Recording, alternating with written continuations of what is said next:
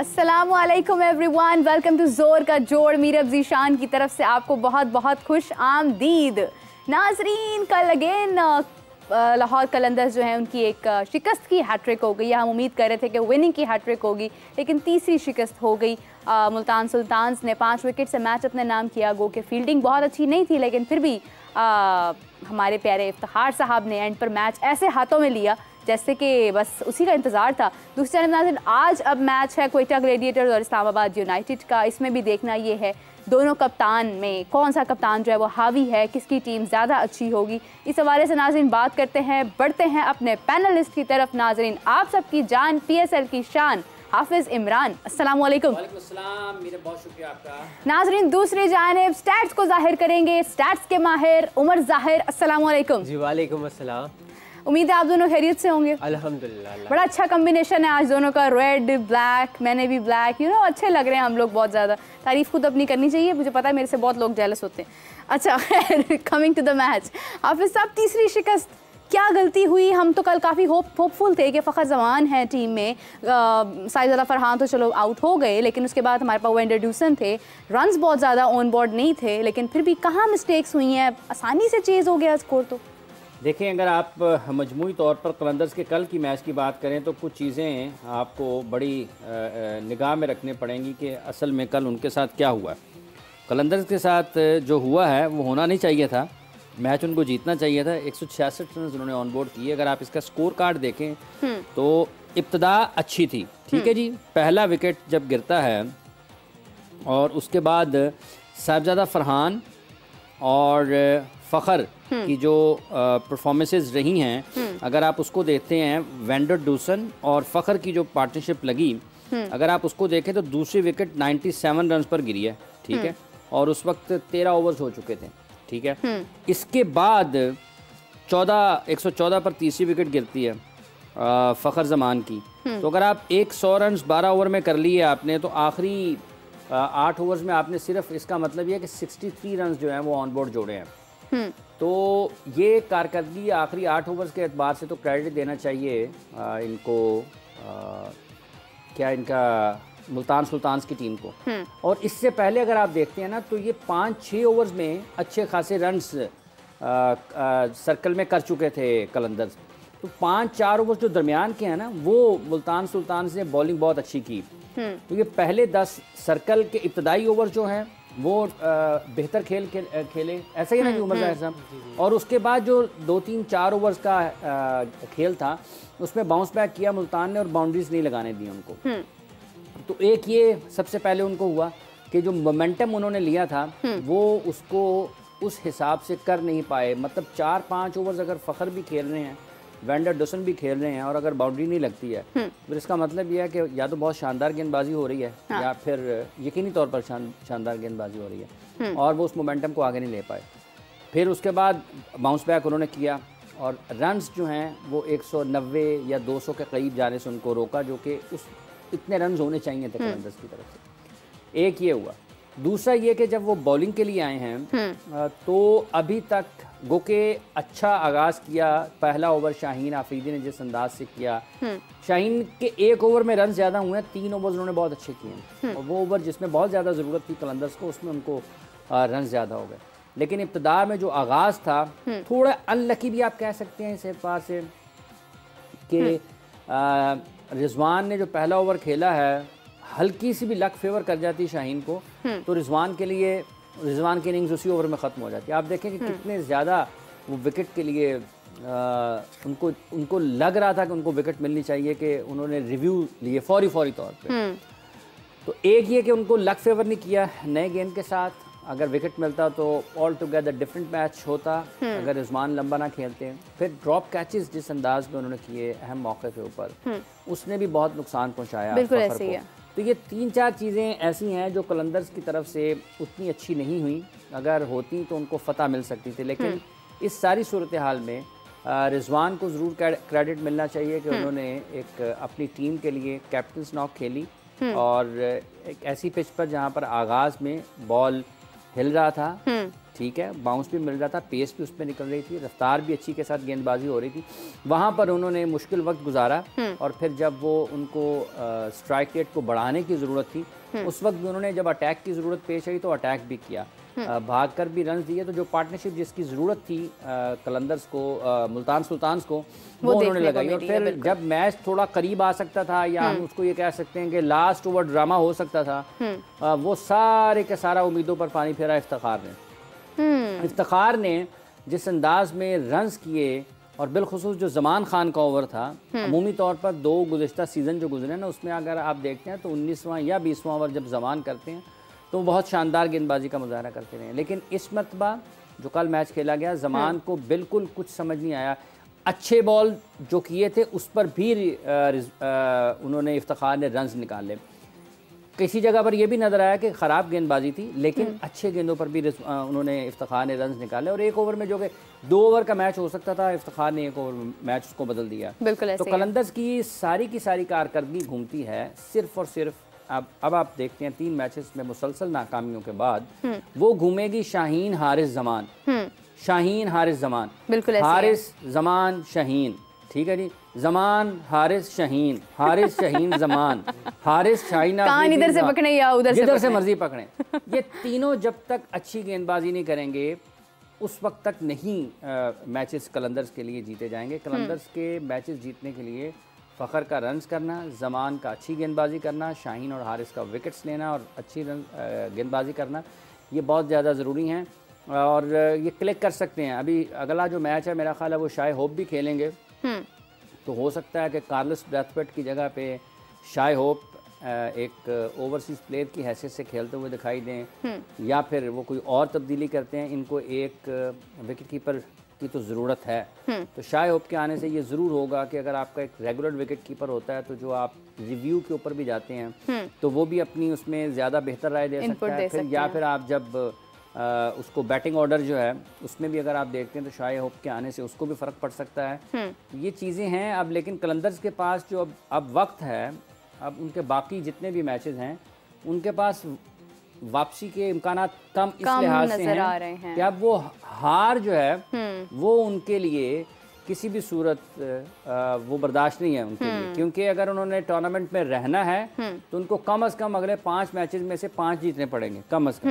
ठीक है, बिल्कुल वही वर्ल्ड कप वाली सिचुएशन हो गई है। 10 अगर फर्ज कर लेना कि अगले 5 मैचेस वो जीतते हैं तो 8 मैचेस के बाद उनके 10 पॉइंट्स होंगे। तो अगले 5 के 5 मैचेस कलंदर्स को जीतना पड़ेंगे। जीत सकते हैं, ऐसी बात नहीं है कि ना जीत सकें।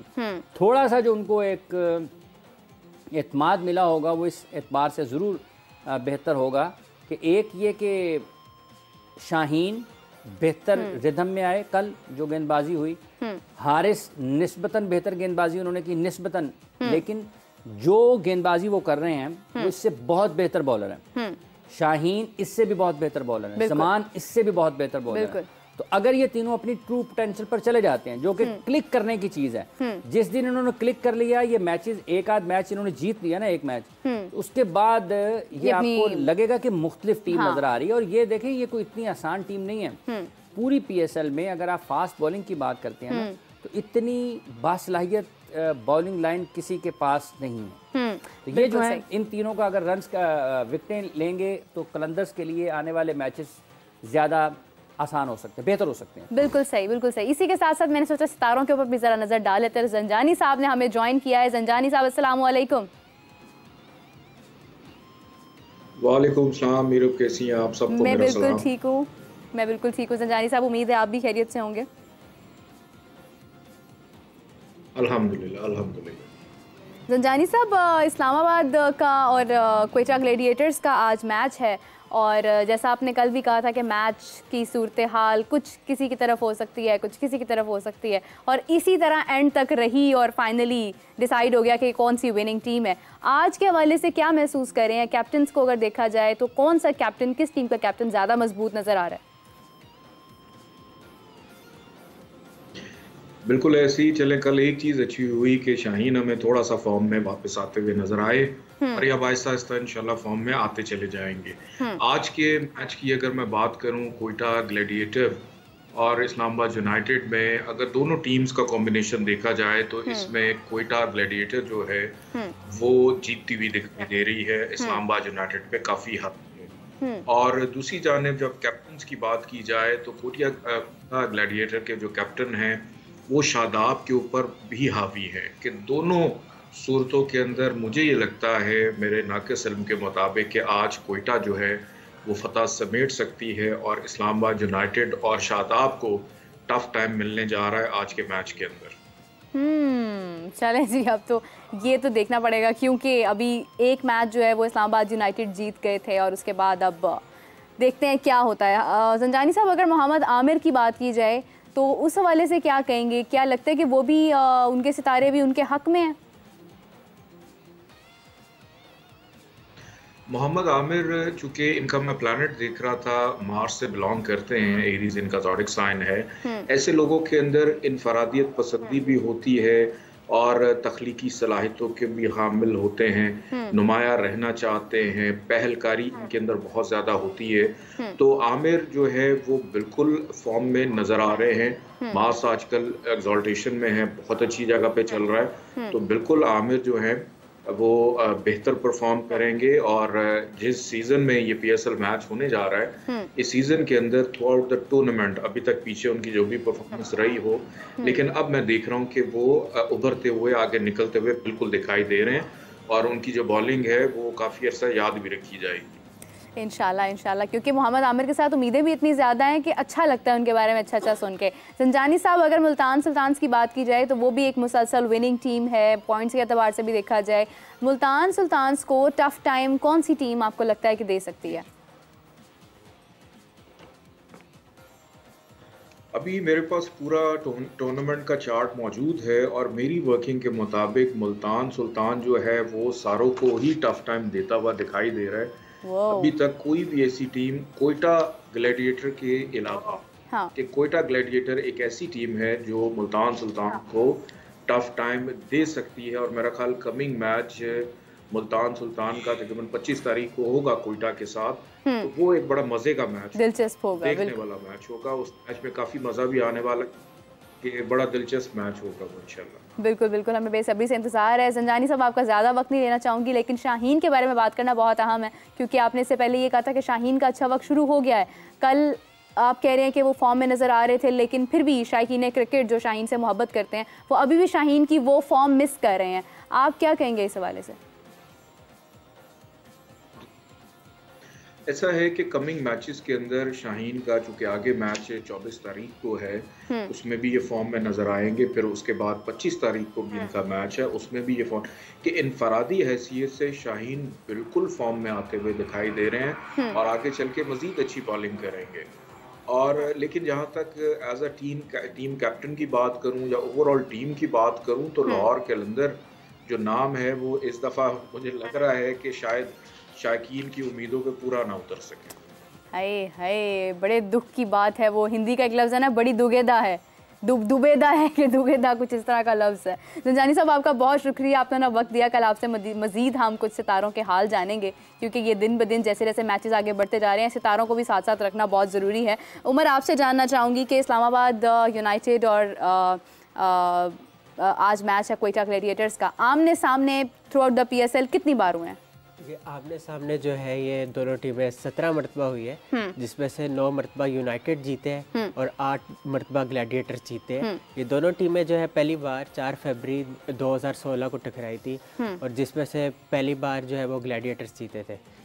तो इसमें दोनों टीमों में जो कॉमन चीज़ें हैं वो ये है कि अगर ग्लैडिएटर्स फॉर इंस्टेंस अगर सेकंड पे बैटिंग करती है तो वो 7 मरतबा जीती है। इसी तरह अगर जो है यूनाइटेड सेकंड पे बैटिंग करती है तो वो 6 मरतबा जीती है। तो दोनों टीमें जो है जब सेकंड टाइम बैटिंग करती है तो उनको कंडीशन ज़्यादा फेवरेबल करती है। अब देखना यह है कि टॉस किसके हक में होता है और फिर सेकंड पे कौन क्या खेलता है। हाफिज़ साहब, आपसे जानना चाहूँगी, मज़ीद कल के मैच के ऊपर बात करना चाहूँगी कि कुछ खासे नाम थे जिनसे खासी उम्मीदें थीं। रीज़ा हैंड्रिक्स का नाम था, यासिर का नाम था, किसी की तरफ से कोई बहुत ज़्यादा आलीशान किस्म की परफॉर्मेंस भी देखने को नहीं मिली है। देखिए रिजवान ने बड़ी अच्छी बैटिंग की है। अगर रिजा हेंड्रिक्स ने इससे जो पिछला मैच था उसमें निस्फ सेंचुरी स्कोर की थी, और कल के मैच में भी जो उनके लिए सबसे अहम रहे हैं वो रिजवान रहे हैं। बिल्कुल ऐसे और अगर रिजा हेंड्रिक्स भी खेल जाते तो फिर तो एक तरफा मुकाबला हो जाता ना। मतलब ये है कि 20वें ओवर तक 19वें ओवर तक मैच ही ना आता, वो 14वें 15वें ओवर में भी ख़त्म हो सकता था। तो रिजा हेंड्रिक्स नहीं परफॉर्म कर पाए, लेकिन जो पाकिस्तान के नुक्ता निगाह से है कि एक तो रिजवान ने बहुत अच्छा परफॉर्म किया, और दूसरा उनके साथ साथ इफ्तिखार अहमद ने बहुत अच्छी बैटिंग का मुजाहरा किया। तो इन दोनों ने बड़ी अच्छी बैटिंग किया। और रिजवान और बाबर, आप ये देखेंगे ये मुसलसल परफॉर्म कर रहे हैं। बाबर की टीम नहीं जीत पा रही है, लेकिन रिजवान की टीम तो फतहयाब भी है। 3 के 3 मैचेस वो जीत चुके हैं, 6 पॉइंट्स उनके पास हैं, और वो मेरा ख्याल इस वक्त पॉइंट्स टेबल पर भी सबसे ऊपर होंगे। तो उनकी कारकर्दगी तो बेहतर रही है बैटिंग के शोबे में भी, और फिर उसके साथ साथ अगर उनकी अपनी टीम को लड़ाने के एतबार से भी बात की जाए तो उन्होंने वैंडर डुसन और फ़खर जमान जब अच्छा खेल रहे थे तो कुछ ना कुछ तो किया अपनी टीम के साथ कि उनको उन्होंने बड़े शॉट्स से और उनका जो स्ट्राइक रेट था उसको कम करने के लिए अपना किरदार अदा किया। इफ्तिखार और रिजवान दोनों बहुत अच्छा खेले हैं। हेंड्रिक्स नहीं खेले हैं तो कभी आप खेल पाते हैं, कभी आप नहीं खेल पाते हैं। आने वाले मैचेस में उनसे अच्छी कारकर्दगी की तवक्को की जा सकती है। नहीं भी होती है तो हेंड्रिक्स एक बड़े अच्छे और माने हुए कैरेक्टर हैं। वो बहुत अच्छी उन्होंने बैटिंग की थी इससे पहले मैच में, जब आखिरी मैच जो खेला था कलंदर से पहले जो मुल्तान सुल्तान्स ने खेला था, मेरा ख्याल है इस्लामाबाद के ख़िलाफ़ था या कोयटा के ख़िलाफ़ था, उसमें उन्होंने बड़ी अच्छी बैटिंग का मुजाहरा, मेरा ख्याल है इस्लामाबाद के ख़िलाफ़ था शायद, उसमें बड़ी अच्छी बैटिंग की थी उन्होंने। हाफिज़ साहब, इफ्तिखार अहमद साहब का भी यही कहना था कि लाहौर कलंदर्स के ख़िलाफ़ वो बहुत अच्छी फील्डिंग नहीं कर पाए हैं। आपको लगता है कि उनकी बात एडमिट करें? फील्डिंग तो अब तक पूरी पीएसएल में जितने भी मैचेस हुए हैं 17 तारीख से लेकर आज तक किसी भी टीम ने ऐसी फील्डिंग नहीं की है कि वो ये सर उठाकर कह सके, फखरिया अंदाज में बता सके कि फील्डिंग भी हमारा एक मजबूत शोबा है। कल भी देखें खुशदिल शाह ने कितने कैचेस ड्रॉप किए, आप इमाद वसीम को देखें वो भी कैच ड्रॉप कर रहे हैं, रिजवान का कैच ड्रॉप करना भी बहुत बड़ा ब्लंडर, फखर भी कर रहे हैं, फिर रिजवान ने भी कैच ड्रॉप किया, गो कि वो काफ़ी ऊंचा था, मुश्किल भी था, रिजवान ने भी ड्रॉप कैच किया। फिर आप देखें उसामा मीर भी कैच ड्रॉप कर रहे हैं, ठीक है। इसके अलावा मतलब आप नाम लेते जाएं कि किस किस के पास कैच गया है पाकिस्तानी खिलाड़ियों के पास और किसने कैच पकड़ा है, आपको ज़्यादा नाम यही याद आएंगे, ड्रॉप कैचेस ज़्यादा हैं। कल तो खुशदिल शाह का तो ऐसा था जैसे वो आलमी दिन कोई मनाया जाता है ना, तो खुशदिल शाह ने वो ड्रॉप कैच का जो है ना वर्ल्ड डे मनाया, इतने कैचेस उन्होंने ड्रॉप किए, बहुत बुरा उनका था दिन कल एक फील्डर की हैसियत से। तो ये मजमूई तौर पर पाकिस्तान सुपर लीग के लिए इतने ड्रॉप कैचेस, शाहीन ने भी ड्रॉप किया कल कैच, उन्होंने तो बाद में कहा भी है, शाहीन की तरफ से भी कैच ड्रॉप हुआ। तो ये पाकिस्तान सुपर लीग के अब तक के मैचेस में अगर कोई सबसे ज़्यादा ख़राब शोबा नज़र आया है तो वो फील्डिंग का है। एक कैच बहुत अच्छा हुआ था जिसमें कॉक्स और एलेक्स हेल्स के जोड़े ने, मतलब उन्होंने भागते हुए कैच लिया, वो हवा में गए, बाउंड्री लाइन के बाहर थे, उन्होंने बॉल वापस उछाला और कैच खिलाड़ी को आउट किया।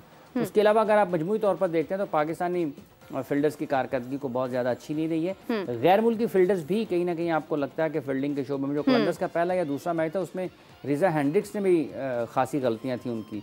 फील्डिंग का शोबा वो है जिसके ऊपर बहुत ज़्यादा तवज्जो की ज़रूरत है, और अगर इसी तरह से ड्रॉप कैच होते हैं मैच का हकीकी मज़ा आपको नहीं आता, क्योंकि अगर कोई जीत जाता है तो उसके ऊपर ये बात होती है देखें जी इसके इतने कैचेस ड्रॉप हो गए तो उनको मौका मिल गया, और कोई हार जाता है तो उसके बाद ये दलील आ जाती है, ये दलील तो नहीं है बेसिकली, ये मतलब ये खामी नज़र आती है वाज़ेह तौर पर। अगर कैचेस पकड़े जाएं तो मैचेस का जो लुत्फ़ है वो ज़्यादा आएगा, उसमें आपको ज़्यादा मुसाबकत की और मुकाबले की फ़िज़ा नज़र आएगी, खामियां कम ज़ेर बहस रहेंगी तो ज़्यादा अच्छी क्रिकेट जो है वो देखने को मिलेगी। बिल्कुल सही, बिल्कुल सही। उमर, क्योंकि इफ्तिखार की बात हो रही है तो मैं चाहूँगी कि इफ्तिखार अहमद के स्टैट्स कोई इंटरेस्टिंग बात आप बताएं। जी, वैसे इफ्तिखार अगर चाचे हो या ना हो, पीएसएल के वो चाचा ज़रूर है, क्योंकि वो प्लेयर है जिन्होंने 5 टीमों में जो है वो रिप्रेजेंट किया, 5 टीमों को रिप्रेजेंट किया। He becomes the second player to represent most teams in the PSL after Suhail Khan. Suhail Khan ने भी 5 टीमों में रिप्रेजेंट किया है और इफ्तिखार भी। इस्लामाबाद यूनाइटेड, कराची किंग्स, लाहौर कलंदर्स नहीं, मुल्तान सुल्तान्स और जितनी भी टीमें with exception of Lahore Qalandars उन्होंने रिप्रेजेंट कर दिया है। और जिस तरह से कल वो खेले हैं, ब्लिस्टरिंग नॉक उन्होंने खेला है, 11 बॉल 34 रन उन्होंने स्कोर किए, और आखिरी जो 5 बॉलें हैं उन्होंने 2 चौके 2 छक्के और 1 चौका उन्होंने मारा है ज़मान खान को, जो कि शो करता है कि वो कितने कैपेबल है अपने दिन में। और जहाँ तक बात रही रिजवान की, जब रिजवान परफॉर्म करते हैं तो इफ्तिखार का वैसे जो कॉन्फिडेंस है वो बहुत तगड़ा हो जाता है, क्योंकि ये दोनों आपस में जो है बहुत इन्होंने क्रिकेट खेली है। चाहे वो पेशावर रीजन का दौर हो, पेशावर पैंथर्स का दौर हो, तो एक दूसरे को बड़ा अच्छा समझते हैं। तो यही वजह है। और इफ्तिखार 200 से कम रन उनको चाहिए 5000 T20s में करने के लिए, तो इफ्तिखार वर्ती प्लेयर है अपने दिन में। क्या बात है, क्या बात है। इफ्तिखार साहब को बहुत सारी उनके साथ नेक तमन्नाएं हैं। दूसरी जानिब नाज़रीन, एक और बात मैं देख रही थी कि भारत का और पाकिस्तान का आज ब्लाइंड क्रिकेट मैच भी था, जिसमें पाकिस्तान ने विन किया, और इस विनिंग के लिए भी मैं बहुत सी नेक तमन्नाएं उनके साथ उनको देना चाहूँगी। हाफिज़ साहब, आप भी इसके हवाले से कुछ कहना चाहेंगे? मेरी भी नेक तमन्नाएं आप ही दे दें उन्हें। अच्छा, best of luck Pakistan team के लिए। पाकिस्तान के ब्लाइंड क्रिकेटर्स मुख्तलिफ वक्तों में मुख्तलिफ टूर्नामेंट्स में बहुत अच्छी नताइज भी लेकर आते हैं, बहुत अच्छे खेल का मुजाहरा भी करते हैं। फ़ख्र है पाकिस्तान का, जहाँ भी खेलें पाकिस्तान के लिए कामयाबियाँ हासिल करें। ये इस मुआशरे के बड़े अहम अफराद हैं और उनकी देखभाल करना, उनका ख्याल रखना सबकी ज़िम्मेदारी है। बिल्कुल सही, बिल्कुल सही। ऐसे नेक तमन्नाएं देते हैं हाफिज़ साहब। मुझे ये बताइए कि कल के मैच के बाद स्पेशली ज़ल्मी की बात की जाए और कलंदर्स की बात की जाए तो शाहीन पर भी और बाबर पर भी ख़ासे एतराज़ात भी उठ रहे हैं उनकी कप्तानी के हवाले से भी, कि ऐसा क्यों हो रहा है कि मुसलसल मैच हारते जा रहे हैं। गो के बाबर अच्छा परफॉर्म कर रहे हैं लेकिन टीम वैसे परफॉर्म नहीं कर रही है, इस हवाले से क्या कहेंगे? देखिए, शाहीन और बाबर की टीमों का ना दो मुख्तलिफ किस्म के मसाइल हैं। बाबर की टीम का मसाइल कुछ और है, शाहीन की टीम का मसाइल कुछ और है। शाहीन की टीम का कोई मसला नहीं है, कॉम्बिनेशन उनका देखें, शायद वो पा जाएंगे तो उनका विकेट कीपर भी आ जाएगा, ठीक है। उनकी टीम का मसला ये है कि उनके जो टॉप प्लेयर्स हैं वो अपनी टॉप गेम में नहीं हैं, ठीक है। अगर शाहीन देखें, कल उन्होंने बहुत अच्छी गेंदबाजी की है, मानना पड़ेगा कि पहला ओवर मेरा ख्याल मेडन था। एक स्टैट ये भी होगा कि PSL में कितने ओवर, पहला ओवर कितनी मरतबा मेडन हुआ है, और 6 के 6 बॉल जो हैं वो कंफर्टेबल बिल्कुल भी नहीं थे। कितनी मरतबा बॉल उनके पैडों पर लगा, और कितनी मतलब लक थोड़ा सा फेवर अगर कर जाता ना कल शाहीन को, कलंदर्स को, और वो पहले ओवर में रिजवान की विकेट मिल जाती तो सूरत हाल बहुत मुख्तलिफ होती। लेकिन वो क्रेडिट है उसका रिजवान को कि उन्होंने वो वक्त गुजारा, उन्होंने रिस्पेक्ट किया, उन्होंने कुछ चलाने की कोशिश नहीं की बहुत ज़्यादा गैर मामूली अंदाज में। तो अब देखना ये है कि शाहीन का जो की टीम है उसका मसला सिर्फ उसकी फास्ट बॉलिंग है। वो क्लिक करें, फॉर्म में वापस आएँ, बेहतर गेंदबाजी का मुजाहरा करें तो ये मुश्किल टीम हो सकती है। अब देखना ये है कि उनके पास कितना वो अपने इन प्लेयर्स के साथ, क्योंकि ये वो खिलाड़ी हैं जिनकी बुनियाद पर, जिनकी सलाहियतों के बलबूते पर, जिनकी कारकर्दगी की वजह से लाहौर ने टाइटल जीते हैं 2 मरतबा। और अब अगर उनके ऊपर बुरा वक्त है, तो अच्छी फॉर्म में नहीं है या उनसे अच्छी गेंदबाजी नहीं हो रही है, तो लाहौर भी उनके साथ आप देखें कि तीनों में, और ये ऐसा नहीं है कि उनको ये ना पता हो गया यार कि हम क्यों हार रहे हैं, और ऐसा नहीं है वो ये भी ना समझते हों कि फास्ट बॉलर्स जो हैं वो हमारे बहुत अच्छी गेंदबाजी कर रहे हैं, उसके बावजूद हम आ रहे हैं। ये सब सामने चीज़ें नज़र आ रही हैं। अब ये है कि वो अपने उन प्लेयर्स को एतमाद दे रहे हैं जिन्होंने उनके लिए परफॉर्मेंसेस दी हुई हैं, टाइटल जीते हैं, वो उनके सीनियर क्रिकेटर्स हैं। तो ये एक वजह है कि परफॉर्म करेंगे, टीम जीतना शुरू कर देगी। बाबर की टीम के कॉम्बिनेशन के भी इशूज़ हैं और उनकी कारकर्दगी भी वो नहीं है। देखिए, कलंदर्स ने तो तीनों मैचेस में, कल भी आप देखें कि 160 प्लस किया है, उससे पहले एक मैच में उन्होंने 190 प्लस किया है, एक मैच में उन्होंने 180 प्लस किया है। तो बैटिंग की तो उनकी परफॉर्म कर रही है। बॉलिंग कल के मैच में भी 166 के ऊपर भी आप देखें कि मैच वो 18वें ओवर तक आ गया था, ठीक है। और अच्छे 17-18 ओवर, 17, 18, 19, 18, 19, 20, ये आखिरी अगर 3 ओवर आप देखते हैं ना, ये 17-18 ओवर, 17वां, 18वां, 19वां ओवर देखते हैं तो आपको लगता होगा जब 17वां ओवर शुरू हुआ है ये मैच आखिरी ओवर तक जाएगा, आखिरी 1-2 गेंदों में फैसला होगा। लेकिन चूंकि उतनी ज़्यादा अच्छी फॉर्म में नहीं है फास्ट बॉलर्स, इस वजह से उनको रन्स हो रहे हैं, ठीक है। ज़मान ऐसे बॉलर नहीं है कि उनको आप आराम से एक ओवर में 5 बाउंड्रियाँ 6 बाउंड्रियाँ लगा दें। बिल्कुल। तो जब आपका बुरा वक्त होता है तो फिर आपकी ऐसी परफॉर्मेंसेज आती हैं। तो ये अगर यही ज़मान है, ये तो 9 रन नहीं करने देते ओवर में, ये इतनी शानदार गेंदबाजी करते हैं कि आपको 9 रन नहीं करने देते हैं। बिल्कुल सही। तो ये शाहीन की टीम का मसला उनकी फास्ट बॉलिंग का फॉर्म में ना होना है। वो फॉर्म में आए, जब भी आ गए ना, जल्दी आ जाएंगे तो ये है कि टूर्नामेंट में ज़रा दिलचस्पी ज़्यादा हो जाएगी। और जैसा कि अब उनके आगे आने वाले जो मैचेस हैं, कम से कम उनको 3 मैचेस तो लगातार जीतने चाहिए। कि 3 आप हारे हैं, 3-4 आप जीतेंगे तो आपका कॉन्फिडेंस वापस आएगा, आप अपने उस असल रंग में आएंगे जिसके लिए आप माने जाने जाते हैं। बिल्कुल सही। कौन जानता है कि अगले 5 के 5 मैचेस वो जीत जाएं। अगर वो जीत जाते हैं तो देखें कितना बड़ा कमबैक होगा। और ये कोई ऐसी बात नहीं है कि ये नहीं कर सकते। देखिए शाहीन, हारिस, जमान, फ़खर जमान, अब्दुल्ला शफीक, वेंडर डूसन, ये जॉर्ज लिंडे, सिकंदर रजा, ठीक है, साहिबजादा फरहान, मतलब कार्लस ब्रैथवेट, ये नुमाया क्रिकेटर्स हैं दुनिया क्रिकेट में। ये कोई ऐसे क्रिकेटर नहीं है। बस सिकंदर रजा हर जगह पर आपको T20 लीग खेलते हुए नजर आएंगे। अकलौते खिलाड़ी जिम्बाब्वे की टीम को खड़ा कर देते हैं जब वो जिम्बाब्वे कहीं भी खेल रहा होता है। इसी तरह से शाहीन है, इसी तरह से हारिस है, इसी तरह से जमान है, इसी तरह से फ़खर जमान है। तो ये सारे खिलाड़ी बहुत बासलाहियत हैं। क्लिक कर गए, आप देखिएगा बिल्कुल टीम का नक्शा, इसका रंग रूप ही बदल जाना है। समटाइम्स लक भी ये साथ नहीं होती है। लक भी देखें, लक है ना कि कल अगर जिस तरह से पहला ओवर हुआ है, मतलब एक बॉल विकेटों में भी लग सकता है। जब आपका बुरा वक्त चल रहा होता है ना, तो यही होता है कि आपको अच्छे बॉल पर भी विकेट नहीं मिलते। और कल शाहीन के जो बॉल थे पहले ओवर में, वो सारे विकेट टेकिंग बॉल से। किसी भी बल्लेबाज को वो गेंदें खेलते हुए मुश्किलात का सामना करना पड़ता है, जो जिस तरह से कल रिजवान खेले। वो लक उनकी साइड पे थी रिजवान के। वो कोई बॉल भी जो है वो विकेटों पे नहीं लगा, कोई एज नहीं हुआ, और जो उनके टांगों पे लगा है वो भी थोड़ा सा हाइट के ऊपर था, थोड़ा ऊंचा जा रहा था। लक उनकी साइड पर है, और ये लक नहीं है लाहौर की साइड पे अब तक के मैचेस में। ये ड्रॉप कैचेज हैं, सम टाइम इसमें भी बड़ा आप देखेंगे। आप फ़खर जमान सुपर फील्डर हैं। फ़खर जमान बहुत शानदार फील्डर हैं। पाकिस्तान के लिए भी जब खेलते हैं ना, तो वो उनको उस जगह पर खड़ा किया जाता है जो सबसे ज़्यादा मुश्किल एरिया होता है। बिल्कुल सही। जहाँ पर कैचेस जाने के ज़्यादा इम्कानात होते हैं, वो हॉटस्पॉट एरियाज होते हैं ना, वो वहाँ पर करते हैं फील्डिंग। लेकिन आप देखें कि कल 2 मरतबा ऐसा हुआ कि जब बॉल उनकी तरफ गया है तो वो रोक सकते थे। एक मरतबा तो बॉल उनके हाथ को लग के चला गया तो चौका हो गया। एक मरतबा जब वो मिड ऑफ पर फील्डिंग कर रहे थे आखिरी ओवर्स में, तो वो उन्होंने डाइव किया, लेकिन वो नहीं उसको रोक पाए, हालांकि रोक सकते थे। तो ये फ़खर जमान बहुत शानदार फील्डर हैं, लेकिन नहीं, कैचेस नहीं हो रहे हैं।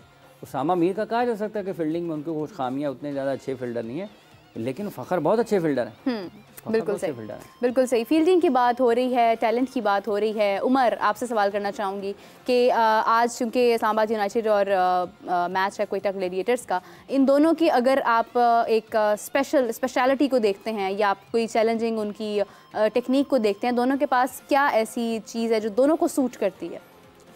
देखिए, इसका जवाब मैं पहले ही मैं दे गया था कि हाँ, बैटिंग सेकंड, क्योंकि स्टैटिस्टिकली दोनों टीमें जो है ना, वो जब पहले बॉलिंग करती है और दूसरी मरतबा बैटिंग करती है तो ज़्यादा वो कंफर्टेबल फील करती है। उमर, इसके अलावा इनके पास मतलब कोई एक होता है ना, आपके पास एक बैट्समैन है, वो बहुत ज़्यादा चैलेंजिंग हो जाता है। ट्रम्प कार्ड तो इनके पास बहुत है। जैसे कि अगर आप शादाब की बात करें तो वो बहुत ज़बरदस्त रहे हैं अगेंस्ट ग्लैडिएटर्स। उन्होंने 14 विकेटें हासिल की है। और इसके अलावा अगर ग्लैडिएटर्स की बात करें तो सरफराज अहमद ने 350 रन स्कोर की है इनके खिलाफ। तो ट्रम्प कार्ड्स तो दोनों टीमों के पास है जो एक दूसरे को टफ टाइम दे सकते हैं। यानी आज का मैच भी खासी दिलचस्पी वाला होने वाला है। हाफिज साहब, शादाब की बात की जाए तो 74 रन इसका मैच है इस्लामाबाद और क्वेटा का। क्वेटा फेवरेट टीम है इस मैच के लिए। डरा ही दिया मैंने, पता नहीं किसका मैच है, कोई और आने लगा बीच में। क्वेटा इन तमाम टीमों में से ना, 6 टीमों में से सबसे ज्यादा जो बैलेंस टीम है, फेवरेट टीम है, बिल्कुल वो क्वेटा है। उनकी फास्ट बॉलिंग बहुत अच्छी है, उनकी स्पिन बॉलिंग ऑप्शंस बहुत अच्छे हैं, कैप्टेंसी उनके पास कप्तानी भी तब्दील हुई है, उनकी जो बैटिंग है उसमें आपको मुख्तलिफ किस्म के खिलाड़ी नजर आते हैं। तो वो एक बैलेंस टीम है, सबसे बेहतर टीम नजर आ रही है। हाफिज साहब, शादाब की बात अभी की उमर ने, शादाब भी अच्छा परफॉर्म कर रहे हैं, 74 रन किए उन्होंने। शादाब के बारे में क्या कहेंगे? जिस पॉइंट पर, जिस नंबर पर वो खेल रहे हैं, क्या वो ठीक है? उनका अपनी मर्जी है, उनकी टीम है, वो कभी किसी नंबर पर खेलते हैं, कभी किसी नंबर नहीं, पर लेकिन खेलते फिर भी कोई उनको रोक सकता है? आप तो अक्सर ये बात करते हैं ना कि जिसका जो नंबर होता है उसको वहीं पर रहना चाहिए। देखिए, इस्लामाबाद यूनाइटेड के वो कप्तान है। अभी आप उन्होंने 2 मैचेस मेरा ख्याल खेले हैं ना इस्लामाबाद यूनाइटेड ने, तो दोनों मैचेस में उनके बैटिंग ऑर्डर देख लें, वो किस किस नंबर पर बैटिंग की है उन्होंने। तो उनकी अपनी टीम है, वो जहाँ पर खेलना चाहें उनकी मर्जी है, कोई उनको रोक सकता है। लेकिन ये इतना अच्छा लगता नहीं है ना कि आप एक मैच में जहाँ पर आपको लगे कि फेवरेबल कंडीशंस है बैटिंग के लिए, खुद चले जाएँ, जहाँ पर आपको लगे कि अच्छी नहीं है कंडीशन तो किसी और को भेज दें। इस तरह तो नहीं होता। अगर आपने ये तय कर लिया कि आपने नंबर 3 पर खेलना है या नंबर 4 पर खेलना है तो फिर आपने हर हाल में खेलना है। बिल्कुल ऐसे ही है। फिर आपने हर हाल में खेलना है। ऐसा नहीं है कि कहीं पे बहुत अच्छा खाना है तो मैं चला जाऊँ और कहाँ पे अच्छा खाना नहीं है मेरा तुम चले जाओ तुम चले जाओ, मेरे पास काम बहुत ज़्यादा है, मैं बहुत फंसा हुआ हूँ, तो इवेंट बहुत अच्छा है तो वहाँ पे बहुत आपको सीखने का मौका मिलेगा। वो उन्होंने बड़े अच्छे खाने का भी इंतज़ाम किया हुआ तो आप चलिए वो उधर जाए मीरब कितने मनो पे इधर मेरा टाइम ही ज़ाया कर देता है। तो ये कभी उनका दिल करे तो जिस मर्जी, तो ये नहीं है। आपने अगर सेट कर लिया है कि मैंने नंबर 3 पर खेलना है या 4 पर खेलना है तो फिर आपने हर हाल में खेलना है, ठीक है। और ये बाकी फिर उनकी टीम है जी, उनकी मर्जी है जी। मेरी टीम मेरी मर्जी, वही आ जाता है। हाँ, वो कहें जी कौन हूँ मैं हाफिज साहब, मोहम्मद अली की बात की जाए, मुल्तान से 8 विकेट्स लेकर खासे नुमाया हैं। एक तरफ हम लोग शाहीन हारिस की बात कर रहे हैं, मोहम्मद आमिर की बात कर रहे हैं, हमारे पास एक वो बॉलर्स हैं जिनका खासा नाम है। मोहम्मद अली के बारे में आप क्या कहना चाहेंगे? देखिए बहुत अच्छी गेंदबाजी की है उन्होंने। टेस्ट करियर का आगाज़ हुआ तो कोई बहुत शानदार अंदाज में नहीं हुआ, लेकिन अब तक इन मैचेस में PSL के उन्होंने बहुत शानदार गेंदबाजी का मुजाहरा किया है। बिल्कुल उसी तरीके से मीर हमज़ा भी बहुत अच्छी गेंदबाजी कर रहे हैं, बिल्कुल बड़ी अच्छी लाइन पर लेंथ पर पाकिस्तान के तमाम बेहतरीन बल्लेबाजों के ख़िलाफ़ और दुनिया के जितने भी नुमाया खिलाड़ी इस लीग का हिस्सा हैं उनके ख़िलाफ़ उन्होंने बड़ी एतमाद के साथ, बहुत एतमाद के साथ और कामयाबी के साथ गेंदबाजी की है। इन दोनों ने, मीर हमज़ा ने भी बहुत अच्छी गेंदबाजी की है। कल आप देखें कि मीर हमज़ा ने भी विकेट लिए, उससे पहले जो मुल्तान सुल्तान के साथ उनका मैच था उसमें भी उन्होंने अच्छी गेंदबाजी की और रिजवान की विकेट भी हासिल की। तो क्रेडिट है उनको, इन दोनों बॉलर्स को, मोहम्मद अली को भी और मीर हमज़ा को भी। और आप देखेंगे जब एक ऐसे वक्त में ना जब आपके जो T20 स्पेशलिस्ट हैं या जो ज़्यादा क्रिकेट खेलते हैं ना वाइट बॉल की, अगर वो परफॉर्म नहीं कर पा रहे हैं और एक ऐसे खिलाड़ी, ऐसे गेंदबाज जो हैं जो वो क्रिकेट कम खेलते हैं लेकिन वो दूसरी क्रिकेट ज़्यादा खेलते हैं, इसके बावजूद वो वहाँ पर परफॉर्म कर रहे हैं, तो इसका मतलब ये है कि बेहतर कंडीशंस को ज़्यादा बेहतर अंदाज में पढ़ रहे हैं और उनको अपनी लाइन लेंथ पर और दीगर चीज़ों पर ज़्यादा महारत है, उबूर रखते हैं और यही वजह है कि वो कामयाबी हासिल कर रहे हैं।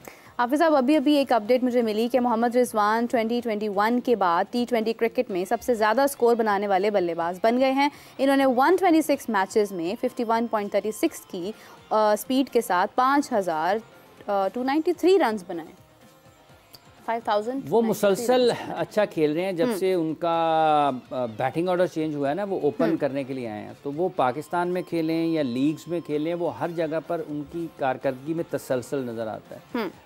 पहले बैटिंग करते हुए भी, बाद में बैटिंग करते हुए भी, दोनों सूरतों में अगर आप उनको देखेंगे तो जहाँ जहाँ किसी भी टीम से खेल रहे हो तो उनकी कारकर्दगी का मायार बहुत बुलंद है अपने रन्स के एतबार से। और जब वो लंबा खेलते हैं तो उनकी टीम को भी फ़ायदा होता है। ये बहस ज़रूर होती है कि स्ट्राइक रेट वो नहीं है, या इनके आने से ये होता है, इनके जाने से ये होता है, लेकिन जहाँ भी वो खेल रहे होते हैं उनके रन्स करने से उनकी टीम को भी फ़ायदा होता है। पाकिस्तान ने भी उनकी जो बैटिंग है उससे, उन्होंने पाकिस्तान को भी अपनी बैटिंग से मैचेस जितवाए हैं, उन्होंने भी जितवाए हैं, बाबर ने भी जितवाए हैं। मुख्तलिफ अंदाज से बहस हो सकती है, आप करते रहते हैं, लेकिन जो हकीकत है वो यही है कि वो रन्स कर रहे हैं। अभी भी देखें ना, साइम नहीं कर रहे, हारिस नहीं कर रहे, बिल्कुल ऐसे बाबर भी कर रहे हैं, रिजवान भी कर रहे हैं, बिल्कुल ऐसे ही है। तो वो देखा ये जा रहा है कि हारिस को मौका मिलना चाहिए, साइम पाकिस्तान की तरफ से खेल रहे हैं। हाँ, शोएब मलिक खैर ये उस और किसी तनाजुर में है, हाँ किसी और तनाजुर में, तो वो तो साइम पाकिस्तान के लिए खेल रहे हैं ना। उनको न्यूजीलैंड में भी आप देखें कि ओपन करवाई थी। बिल्कुल, तो ये सीखने वाली चीज़ें हैं। अगर मोहम्मद आमिर इस उम्र में भी, जबकि वो आप देखें कि कितने बरस हो गए उनको इंटरनेशनल क्रिकेट से अलग हुए, इसके बावजूद वो इंटरनेशनल क्रिकेट से दूर होने के बावजूद T20 लीग्स में हर जगह पर वो अच्छी जगह पर उनकी खिदमात हासिल की जाती हैं और उसके साथ वो परफॉर्मेंस देते हैं। यहाँ पर भी देखें कि ऐसी जगह पर जहाँ पर वो पावर प्ले में बॉलिंग करने के लिए आते हैं, साथ की इकोनॉमी के साथ पावर प्ले में गेंदबाजी करना कोई आसान नहीं है। फिर आपने डेथ ओवर्स में आना है, आप साथ की इकोनॉमी को मेंटेन करते हैं, विकेटें भी लेते हैं, ड्रॉप कैचेस भी आपके होते हैं, तो इसका मतलब ये है कि आप बहुत अच्छे हैं। इसका मतलब ये है कि मैं भी बहुत अच्छी हूँ, क्योंकि हमारा शो ख़त्म होने का वक्त हुआ चाहता है, लेकिन जाते जाते, क्योंकि शुरू में हाफिज़ साहब से करती हूँ तो ख़त्म मुझे उमर पे करना पड़ता है। उमर बताइएगा कि इस्लामाबाद की जानिब से सबसे ज़्यादा विकेट्स किसने लिए? इस्लामाबाद की जानिब से सबसे ज़्यादा विकेटें अभी हाफिज़ साहब जिसे याद कर रहे थे और दुआ कर रहे थे कि फॉर्म में आज फ़हीम अशरफ 15। नहीं, मैं ये दुआ नहीं कर रहा, मतलब आप ये कह रहे थे फॉर्म में उन्होंने क्या आना है, 7 साल सेंटेंस तो मुकम्मल होने देना। मैंने कहा ही नहीं मैं दुआ के फॉर्म में आ जाए। ये मेरी तरफ से अपनी दुआ ना, अपनी दुआ मेरी तरफ से ना लगाएं आप। उन्होंने ये कहा था कि 1-2 मौके मिलने चाहिए, बहुत मौके मिल गए हैं। उस पे जो है मैं ये कहना चाह रहा हूँ कि उनके पास अपॉर्चुनिटी होगी, स्टैटिस्टिकली उनको एक एज रहेगा और देखते हैं। अल्लाह करे जी परफॉर्म करें, उनकी टीम का बैलेंस जो है ना उससे ठीक होता है, लेकिन वो बड़ी कमजोर गेंदबाजी कर रहे हैं। कोई शक नहीं है, वो लगता ही नहीं है कि वो दिलेराना तरीके से बॉल कर रहे, पेस होता नहीं है। ये जैसे उन्हें देखते आ रहे थे वो उस चीज में हमें नजर नहीं आ रहा। या तो फिर आपके पास पेस ना हो, लेकिन अब्दुल रज़ाक जैसी स्मार्टनेस हो बॉलिंग में, तो फिर आप अब्दुल रज़ाक की पेस भी थी। अब्दुल रज़ाक रिवर्स बहुत अच्छा करते थे। वो ऐसे नहीं थे कि आप उनको मतलब है कि इतनी आसानी से रन नहीं कर सकते। अब्दुल रज़ाक मतलब बिल्कुल मुख्तलिफ तरह के बॉलर थे। वो नया आप उनको नए गेंद के साथ भी कराएंगे, वो बड़ी अच्छी चैनल बॉलिंग करते थे, वो एक्यूरेट थे, विकेट टू विकेट बॉलिंग करते थे, एक्यूरेट बहुत थे, उनका बॉल कट होता था दोनों तरफ। वो बहुत बासलाहियत बॉलर थे। अब्दुल रज़ाक साहब देखें ना, तेंदुलकर को क्लीन बोल्ड करना, एक से ज्यादा मरतबा कर देना, एक ही सीरीज में करना, फिर उनकी बैटिंग परफॉर्मेंसेस देखें आप, मतलब अगेंस्ट इंडिया इन इंडिया फंसे हुए मैच में आपके 5 आउट हुए हैं, 100 करके मैच वापस ले आए।